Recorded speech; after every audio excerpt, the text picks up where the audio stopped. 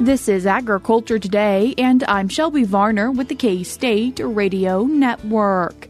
Getting today's show started is K-State's Drew Ricketts and Joe Gerken with another episode of Fins, Fur, and Feathers. This episode, they talk about how the warm weather can impact oxygen levels in ponds and what people can do about it. Brian McCornack, head of the entomology department at K-State, continues the show by sharing his story with alpha-gal syndrome. He discusses the importance of self-advocacy and understanding the potential reactions. K-State dairy specialist Mike Brouk ends today's show, encouraging farmers to consider the dry matter content of the whole place and its starch content when this year's corn silage harvest begins. That and more is coming up ahead.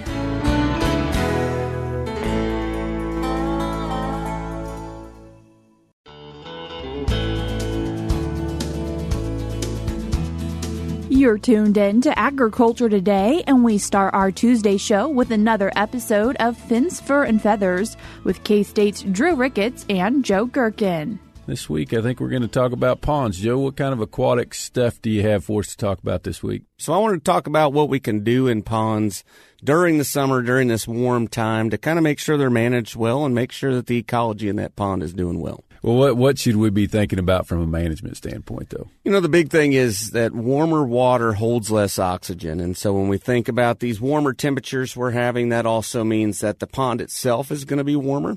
And so warmer water, less oxygen, that can change a whole bunch of the ecology and aspects of what's going on in that pond. And it's also a time of year that we need to think about, you know, some of the other aspects of what might be going on. So there might be so much activity that we don't have enough oxygen. There might be so many bacteria, you know, gobbling up dead or decaying matter that they need to think about how much oxygen is available for them. And so we just kind of want to make sure that we understand what's going on in our pond and avoid something catastrophic like a fish kill where, you know, we basically have to reset everything. So we kind of just want to make sure we have a management plan. Sure. Is there anything that can go on like in the broader watershed that might affect how much oxygen is available? Sure. So a couple big things that we're seeing, you know, we get rainfall events, and so that rain is generally colder and it can wash into our ponds, and that can affect how much oxygen we have in our system. Another big thing that happens is we're getting a lot of fertilizer application, and that may have happened earlier in the year, but these rainfall events might bring that into our pond, and that might change the productivity. So a couple big things there. A couple other things, you know, you get increased evaporation with the warmer temperatures, more sunlight penetration. So good things, but things that are happening, you know, all around and are changing that pond environment. How do you figure out what your oxygen demand is? How would you figure out how to produce more oxygen? I mean, it sounds simple, but I'm thinking about this and trying to visualize what doing that might look like, and I can't figure it out. So the way you do it is you put out monitors, and they monitor it over a 24-hour period. You generally do that for a period of time. So you could figure it out exactly for your pond. Most of our listeners aren't going to go through all that effort, right? And so what we need to think about is making sure that we're looking for signs of low oxygen. And so some of the signs there might be, you know, fish coming up and kind of gulping at the air. Some fish actually have the ability to breathe air, and so they can suck some water into their swim bladder and then diffuse that into their bloodstream. Well, when the oxygen levels get low, you might start seeing action like that. Other signs of low oxygen might be, you know, bubbles kind of coming up to the surface. That generally indicates that we have an anoxic environment, no oxygen at the bottom of the pond, and bacteria are going kind of crazy. And so we don't always need to figure out what is the demand level. We kind of just need to make sure that we're thinking about, you know, our conditions right so that we can have oxygen in our pond. Let's say we're seeing some signs that we don't have enough oxygen in the pond. What are some things we could do? Yeah, so there are a few different options. You know, if it's immediate, you need to start stirring up that water and getting some movement, getting some sort of water in that air. And so, you know, I've seen farmers take a tractor and their bush hog down to the edge of the water and kind of stir up the surface like that. But thinking more long term, something, you know, like an aeration system, that'd be one of the benefits there of why we would want to do that. Thinking ahead, you know, having a little bit of a plan to make sure that we're kind of monitoring the plant levels, for example. So we've talked before about not fertilizing ponds in our geographic region, you might further south. But if you were to fertilize a pond, either on purpose or bringing in nutrients from the watershed, that could cause that phytoplankton bloom where you get too many phytoplankton growing, and then they could start to die off, and that could use up oxygen. So really want to kind of monitor the vegetative levels is a good place to start, and then aeration would be something else we could add in. If you've got too much vegetation, how do we want to go about controlling that vegetation in a safe way? Thinking about control earlier in the season is the better place to start. Things that you can do when it's hot out, rake as much of that vegetation out as you can or manually pull it out. That's a good thing to start with. If you want to use herbicide, you need to be very careful because that warmer water holds less oxygen. And if we're killing organisms, plants in this case, and they're decaying in the pond, that process, the bacteria are going to use up oxygen. So the recommendation, if you're going to use an herbicide, especially when it's hot out, make sure you're treating 20% or less of your pond at a time, followed by a couple-week period. And that'll help ensure that, you're not killing so many plants that the bacteria eating those dead plants can use up the oxygen. What about summer fish kills? I mean, what do we need to know about there? Yeah, so we talked about those fish kind of gulping air. The next stage is that they don't have enough oxygen to live. And so you'll see your fish die. I mean, and it can be your whole population. Generally, this is going to happen at night. And so we think about during the day, those plants are generally putting off oxygen through photosynthesis. At night, they're going to respire. Everything is still using oxygen, but we're not adding anything to it. So the most common time for a fish kill is right before the sun comes up. So people will go out and have their cup of coffee and look out at their pond, and it'll be covered in dead fish. And that's generally not a happy time for them, right? No. So what's happening is that water stratifies at different temperatures. I've been studying this for a decade plus, right? And it still baffles my mind that if you have warm water and cold water, they don't mix together, right? So if you've ever walked into a pond and feel that spring where your feet kind of hit that cold water, generally that's not a spring. Most of the time, that's the thermocline you just broke through. And so the top warm layer is exchanging oxygen with the environment. That's called the epilimnion. It's exchanging oxygen with the atmosphere through wave action and things like that. That deeper layer called the hypolimnion doesn't have any way to exchange oxygen with the environment. And so what you see is that activity down there, mainly through bacteria, use up that oxygen. It can't break through that thermocline. So the top warm water has oxygen, the bottom cold water doesn't have oxygen. And over time, especially in the summer, you see that deeper hypolimnion start to expand. It keeps getting bigger and bigger. The epilimnion, where the oxygen is, gets shorter and shorter, smaller and smaller. And then that can cause a problem because all the life has to be in that epilimnion. Where it really causes a problem is when there's an event like a thunderstorm. That water of that rain is going to be cooler. And so what can happen is that action of breaking through that thermocline, instead of having an oxygen layer at the top and a no oxygen layer at the bottom, suddenly we have a shaken up bottle of all of our water, right? And there's not enough oxygen now that it's all mixed together to keep the animals in your pond alive. What about aeration? You mentioned aeration a little bit before. If we've got an oxygen problem, it makes sense that surely we ought to just be able to put oxygen back in there through aeration. Is that something that can be effective? Is it effective all the time? Is it expensive? What do we got there? There's a lot that goes into aeration, and it's definitely a tool. There are different types of aeration, and so one type of aeration is called surface aeration. So if you go out and you think about a pretty fountain, grabbing water and throwing it in the air, looks really pretty, you like to have that. The problem is that most of the times those fountains are taking water from the surface and they're throwing it in the air and it's landing on the surface. So that type of aeration, it can work really well in a really shallow pond if your pond has a maximum depth of 4 feet or less. Or it's really small, if it's a tenth of an acre or something, really, really small pond, surface aeration might be effective. But when we start talking about bigger bodies of water, half acre, 2 acres or more, that's where benthic aeration is especially useful. Benthic aeration, you're pumping air out to little diffusers that sit on the bottom of the pond. They're kind of like the little stones that you may have seen in an aquarium pumping out the water. And they're just going to allow bubbles basically to move up through the water column. The reason that's really important is what these bubbles allow to happen with benthic aeration is it mixes all that up. So it breaks that thermocline, and if it's installed properly and you've thought about where those diffusers are, it keeps your whole pond mixed up so you have oxygen kind of everywhere because you're not allowing that water to separate right into those different layers. So, people tend to shift towards that surface aeration because they don't really understand it. But a lot of times you're going to get more benefit from that benthic aeration. One important thing to mention about aeration is kind of an all or nothing type of thing. What we don't want to happen is to turn off our aerator because we want to go swimming or something and allow those different stratified layers to occur and then turn on our aeration system.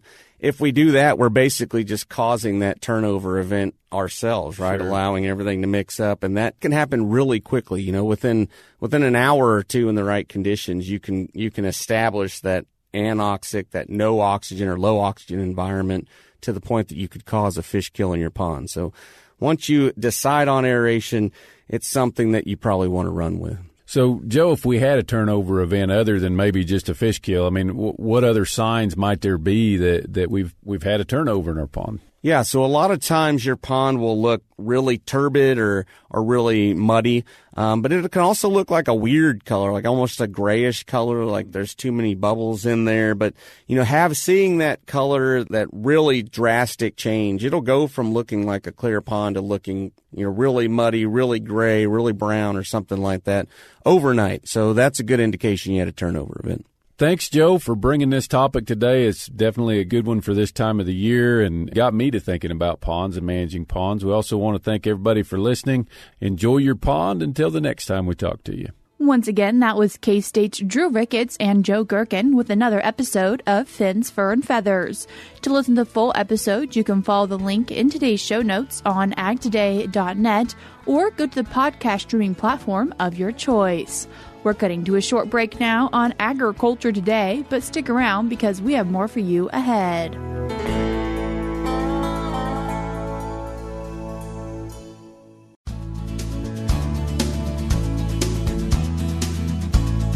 You're tuned in to Agriculture Today, and we continue our show talking with the head of K-State's entomology department, Brian McCornack. Brian, thanks for joining us today. Thanks for having me. Brian, sharing a little bit about your story and something that you're wanting to just kind of let people know about, and it involves ticks. Can you give us some background to this story? Sure, and I've told the story a lot to folks that I'm close with, or at least the server that's maybe trying to bring me some food that I want to make sure I don't get sick from. But last September, I had a pretty severe reaction to what I now know was red meat. So I've got alpha-gal syndrome, but the story to get there was through an ER visit. Actually, that day I had been at the state fair looking at some insect collections and just being inspired. I thought, I'm just going to stop before I go home and get some barbecue and stop at a gas station to fuel up and get in the truck. And I'm like, something's not right. Like my wrists were super itchy. My ears were kind of burning. And I'm like, what just happened? Is something like a gas pump like this? Your mind doesn't really know what's happening at the moment. But by the time I get home, that's 20 minutes later, super shaky, rashes everywhere, hives everywhere. Breath is starting to feel a little bit weird. I get in the house. My son was home. I'm like, I'm just going to lay down for a little bit. And he was really concerned. He thought I was actually having a heart attack.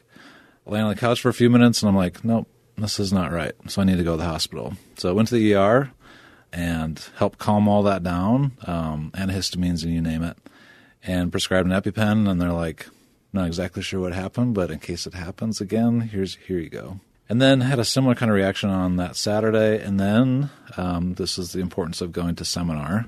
Went to seminar on Tuesday where Paulina, postdoc at the time in the department, was giving a talk on alpha-gal syndrome. And as I'm sitting through the intro, I kind of sat back in my seat, and I'm like, oh, that's what I have. But there's a lot of steps to kind of figure out what it actually was. So went to the primary. My primary, there's an alpha-gal blood panel. I was like, I'm pretty sure this is what it is, and kind of had to self-advocate a little bit to get them to realize that maybe this entomologist knows something about this tick bite that he got back in June and could be causing this. And sure enough, a couple weeks later, the panel came back that alpha-gal was something that I had an IgE, so an antibody for, also beef and pork, so kind of more your typical red meats is what it tests for. And at that point, it was really kind of changed the game in terms of a diet and how I live, not just with food, but also with pharmaceuticals. And you mentioned a tick bite all the way back in June, but you didn't start having, per se, issues until September? That's right. Is it just a slow-growing something in your body? Is that what's kind of discovered? So what's unique about alpha-gal syndrome is that it's an allergy to, in this case, a really kind of complex of really simple sugars that only happen in mammals other than humans. So humans don't have this. So this is why I was a meat eater and can still have poultry and things now, but I would eat beef and pork and no reactions, and that would be in my blood, and my body would be like, that's fine. But with the tick bite, what it's doing is transferring some of that alpha-gal from a previous host that has alpha-gal in it, so some non-human host. And then when it bites you, and injects saliva, and in that saliva has a bunch of different things. And that's the point at which the body goes, wait a minute, these shouldn't be in the body. This is the beauty of the immune system, right? Let's develop some antibodies towards it so that we can have some type of defense. And what it's doing is also developing a defense now towards this protein. So what was in my blood before just fine because of the tick bite, transferring that in at that time of the bite, now the body says, nope, this shouldn't be here. And then that slowly happens over the next maybe 5, 6, 7 weeks.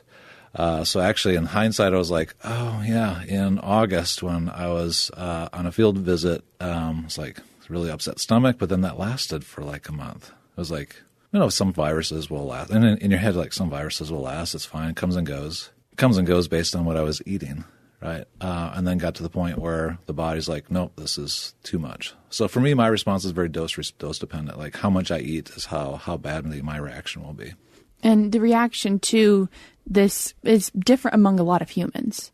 Yeah, that's the other thing about immune responses is some can have meat and just have some digestive problems or diarrhea or something in the GI, and they just know not to have red meat. For me, if I have enough of it, I now know that I'll go into anaphylactic shock, and I'll probably need to go to the ER and have some some IV and other things to make sure we can calm that down. But for me, I'm also super sensitive to the point where I had a major surgery in January and was on aspirin for blood thinning to make sure I didn't get clots and things like that. And then when I went home, still on aspirin, but a different kind of aspirin, all of a sudden I was responding. Turns out that the packing agent that they put the pill together with is magnesium stearate. And after doing a little bit of digging, because I was responding, the generic uses animal-based magnesium stearate, which I think usually comes from fats and other parts of the animal, versus the more genuine aspirin uses a synthetic magnesium stearate. So my body was responding to even that small of a dose. And Brian, this alpha-gal really takes a lot of advocacy for yourself and helping kind of educate other people about it. It does, and I think the biggest challenge is that the delay, right, from the time you react. Most of those kinds of food allergies, it's nearly immediate, where even proximity, if the peanut allergy is bad enough to where somebody can respond, or it's like it hits the lips and all of a sudden the body's like, nope, this shouldn't be here. For me, it's pretty much clockwork. 2 hours from the time I eat is kind of when, if I'm unsure, if I'm like going to a restaurant and saying, no, here's my EpiPen, like I really need you to take this seriously. What oils do you use? Like, what's the potential for cross-contamination? I need to make sure that these things aren't in the food. And then if it's a new restaurant, I'll sit there and wait for after I eat in a couple hours, going, well, coast is clear. I think we're good. So it's and somebody might take 3 or 4 hours, but that's the biggest thing. Is if I'd say most of that goes on diagnosis because of that delay. Like it just takes that long for your body to digest that meat product and goes into the bloodstream, and then that's when your body responds. So it's not immediate, and I think that's where it can kind of go undiagnosed. So that's why I want to kind of share the story. Is like I knew these things as an entomologist. I know that ticks can cause that, but when you're in the moment, you're not thinking about that. And especially in the time of anaphylactic shock, I wasn't thinking about, oh yeah, of course I had a tick bite back in June. It's now, it's happening, how to respond. And then from that point forward is just making sure that, as I talk about it, people are just aware. And yeah, you gotta check yourself for ticks. That's not, you do. And the problem is if they're latched on for a long enough time, the greater chances of them actually transmitting not just alpha-gal, which is the sugar, but also some of the other diseases that they can transfer. So there's a lot of reasons to protect yourself from ticks. But some of the more typical, the bullseye with Lyme's disease, there's some other things that just seem to be a little more diagnostic. But the smaller one that was on me, it looked like a mole. It's by the time I actually found it, had been feeding for a bit. And I do field work, and being a department head, I don't do as much field work as I would like to. But we take our dogs on the trail, so I'm almost positive this is where it came from. So it was just one of those small activities, out for half an hour, bringing them in, and I don't have to go to trail to get it either because they brought it in from the outside, like in the backyard. Like Lone Star ticks are everywhere, at least if you're in Kansas. So it's one of those where you just have to be aware, and then self-advocating if this is something that you do have, talking to your primary, because I think I was reading somewhere like 40-some% of the medical professionals don't even know this is a thing. And going through my major surgery, I had a really great conversation with my pharmacist, like a really good relationship with my pharmacist, because they're like, oh, I had no idea. They called me for pre-surgery, like, do you have any allergies? And I said, well, I'm allergic to red meat. It's called alpha-gal syndrome. And they're like, oh, you can eat whatever you want. You can have people bring stuff in. I'm like, no. If you were to give me heparin, or if you were to give me propofol that they use to sedate me, and that can be synthetic, I think that can be plant-based or animal-based. Like, I don't want to go in anaphylactic shock while I'm on the table. And they're like, oh. And so just to assume that everybody knows what this is and everybody knows how to best advocate for you. So, the reason why I wanted to talk about this, if there's somebody out there going, God, sounds oddly familiar to what I'm doing or what I'm experiencing, and I don't really know the next steps, start tracking how your body responds after you eat those kinds of meals. If you knew you had a tick bite, but don't have the tick, that's fine. But just start to think about your symptoms and when the timing of that is. There are panels you can get, blood panels that you can get. You can talk to your primary about that to just check to see whether or not your body has these antibodies towards red meat. And just the reminder that Cassandra Olds mentioned it when she comes in and talks, you save that tick also to share with your colleague. Yes, you do. Yes, a good department head will share that with their assistant professor. And it really wasn't one of those where it's like, oh, yeah, I saved those. And I took pictures and I was talking to Cassandra. She's like, well, that's definitely a male. And that was the larger one. And the one that was engorged, she's like, that's a Lone Star nymph that had been feeding. So, again, just that diagnostic to another piece to the puzzle, putting that together. Had I just picked it up and thrown it away and then be like, oh, I think it was that. But now knowing that, plus the alpha-gal, plus the response and how my body reacts now to red meat, that's just something I need to figure out how to live with. And that's the other unknown is that for a year or is that for 14? I hope it's not that long.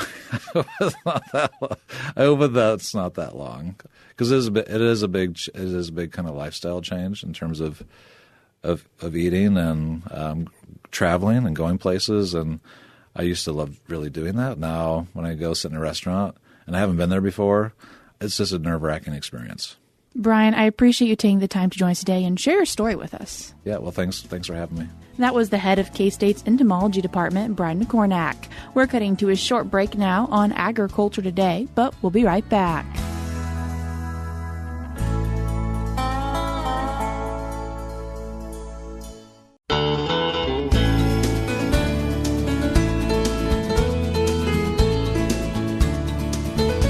This is Agriculture Today over the K-State Radio Network. Along with Shelby Varner, I'm Jeff Wickman. We end today's program with this week's milk lines. During this year's corn silage harvest, K-State dairy specialist Mike Brouk is encouraging dairy producers to consider not only the dry matter content of the whole plant, but also the starch content. As he explains, when producers are able to wait just a few days for the kernels to mature before harvest, it can result in higher starch content. However, waiting for corn to become too mature can make the starch less digestible. Today I'd like to visit with our Kansas dairy producers concerning the corn silage harvest that's fairly close at hand. Timing of corn silage harvest always is heavily dependent on the weather. Generally, we assume that we're going to probably start our corn silage harvest about 40 to 45 days after the corn has started silking. But that is highly dependent on the weather conditions that we might be having at the time of harvest. As we think about corn silage harvest, a lot of times our thoughts as far as timing are concerned about the dry matter content of the whole plant, and that is important. However, I want to encourage you that as we consider our harvest this year, we also need to consider what the maturity is of the kernel. So ideally, we would like to have corn silage that's about 35 to 38% dry matter, and that would be based on the whole plant dry matter content. However, if we want to have maximum starch content and keep in mind that grain represents about 50% of the total dry matter yield in good corn silage. It also represents about 65% of the energy that the animals will derive from the corn silage. So as we start to think about that, as we think about the time from about 1/2 milk line to about 3/4 milk line, this is a critical period for the increase in the starch content of your corn silage. So if you have adequate whole plant moisture and you can wait just a few days to allow those kernels to continue to mature and get a little bit deeper before you actually pull the trigger on harvest, it will increase the starch content of your corn silage. In fact, under certain growing conditions, starch content on a dry matter basis may increase by as much as 1% each day as we delay harvest, assuming that we have adequate moisture and that we're not dealing with a situation where we have droughty conditions and the corn is actually either dead or in the process of dying. Also, leaf diseases may figure into this equation too, as some of our leaf diseases, if we have not treated our fields for those, they are likely to increase toward the end of the fill period for the corn. The plant will actually die, start losing moisture quickly, and grain fill will cease. So as you think about your corn silage harvest, make sure that you do determine what the whole plant moisture is. And it's important that you select a representative number of stalks from the field and chop those. Generally, we recommend using a leaf chopper to do that. And make sure as you select your sample from that chopped material that you take handfuls from different places in the pile so that you actually do have a representative sample that you actually dry down. It's usually important to dry 2 or 3 samples down to make sure that you've taken an adequate number of samples to determine an accurate dry matter for that material. Keep in mind dry matter content, again, depending on the weather conditions at the time, may change fairly dramatically each day. Sometimes we can lose as much as 1 point to 1.5 points of moisture each day, depending on the temperature and wind. So keep those things in mind as you determine when you should pull that trigger as far as starting your corn silage harvest.